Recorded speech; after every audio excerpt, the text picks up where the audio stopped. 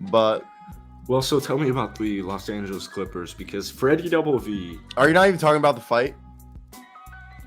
Oh, I already talked about it. Oh, you did talk about? Okay, Yeah. word.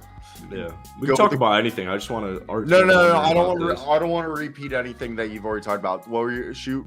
Tell me what you're asking me. Well, so basically, last night the Clippers had a lead after the first half. It's not like they were playing great. Kawhi, Paul George struggled all game. I believe as a duo, they shot 38% from the field. The Bucks come back in the fourth quarter.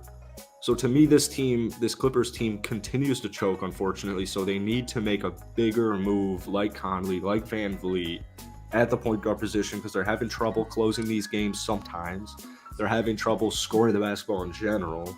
They have a good defense, but they have this log jam of similar players like Rocco, Batum. They just have similar players. So I think they need a guard, and I think it desperately needs to happen. Yeah, dude, this is a conversation, and it's a great thing that a lot of the NBA insiders I listen to, everyone is a buyer this year. There are very few sellers in the NBA marketplace, which allows a lot of NBA sellers to overprice players because they know a lot of teams are desperate because there's a lot of parity in the league. With that being said, there is no point guard, whatever you want to call this position now, lead guard. There is none available that you can make an upgrade. You can go out in free agency and get yourself DJ Augustine if you want, or Isaiah Thomas. But besides that, look, the reason why D'Lo was rumored is he's an expiring contract, but the reason why the T-Wolves aren't trading him is there's no one out there that they can upgrade D'Lo for. Yeah. Okay? Kyle Lowry? Fuck no. The guy, back-to-back games, that had a 0 stat line in the first half. And then you got the other one. Who else have we heard? We heard Kyle Lowry for D'Lo. We've heard Mike Conley. It's all old guys, okay? And then the only young guy is D'Lo, and you're not trading D'Lo, okay? It's just a very, very dry, people don't realize how hard it is to find a good point guard. Why do you think Chris Paul has had a career? I mean, obviously Chris Paul's fantastic, but part of the reason why Chris Paul, Mike Conley, Kyle Lowry, all these older guys still stay around is it's hard to find a guy you can trust. Yeah.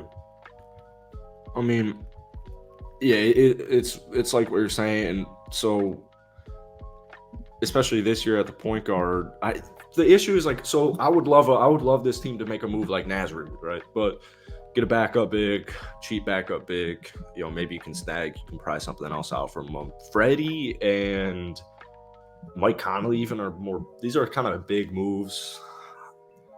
If the Clippers were to make these trades, I would be fully bought in. And that's the thing is the Clippers, and I know Middleton's coming off the bench, but the Clippers did not play good basketball last night, and they lost to the Bucks by 1. And if anybody watched the end of that game, it was on at 1 a.m. here. I was ready to go to bed. Kawhi Leonard goes to the right. He's got the ball. Giannis makes the most idiotic turnover I've seen from him ever. And they give the Clippers a ball. There's no timeouts, and this motherfucker Kawhi Leonard dribbles to the right side. He's got a double team on him. He's going to the end of the court, and he puts that thing up there. And I thought it was Raptor Kawhi, and he airballed it. But they played so bad, and they were not dominating. They were winning the first 3. So. Terrence Mann is interesting. Reggie Jackson, maybe he can get back to what he used to be. Trade deadline in general is going to be really fascinating. I know you're going to have a fun time. Yeah, have you listened to the This League Uncut? No.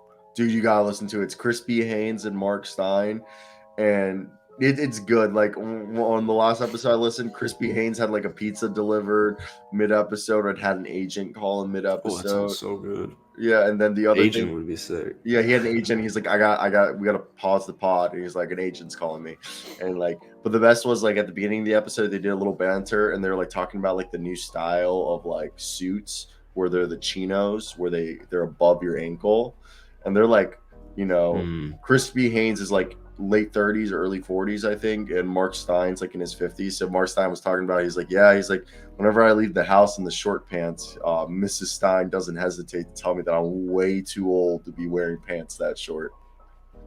It's like, yeah, he's probably accustomed to the Steven Silas. You yeah, ever see that joke? Steven Silas, where it's just yeah, on the where floor. Steven Silas wears the oversized suits. Yeah. Man, he loves them, and he looks like such a freaking dork sometimes wearing these oversized suits. But that's the fashion. From like 03, yeah, from 03. Yeah. That was the Charlie the Bobcats fashion.